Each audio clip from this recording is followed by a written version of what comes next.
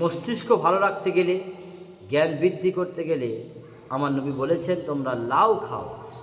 মস্তিষ্ক ভালো রাখে লাউ খেলে, জ্ঞান বৃদ্ধি হয়। কিন্তু আমরা তো উল্টো, আমরা খাই না। বাজারে গেছে তো মাছওয়ালা বলছে, শোনো ভাই, বলছে কি, বলছে শিং মাছের মাথাটা নাও না, 200 টাকা দাম, খেলে 2 ফোঁটা গায়ে রক্ত হবে। ভাই শিং মাছ খাচ্ছে, ওই 20 টাকার পুঁটি মাছ দাও, পুঁটি মাছ 20 টাকার পুঁটি মাছ 1 কিলো এনে খেয়ে হাসপাতালে ভর্তি। হাসপাতালে গিয়ে দেখুন খালি ছাড়াচ্ছে আর খাচ্ছে, আর যত মুসলমান সব ভর্তি, যত মুসলমান সব ভর্তি। আর আমার হিন্দু ভাইরা সবাই করলা জুস, কোথায় শশা।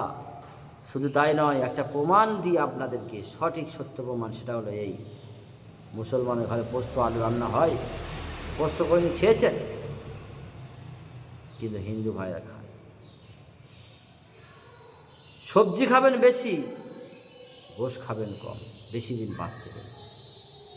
সুস্থ থাকতে গেলে গাড়ি চড়বেন কম, হাঁটবেন বেশি।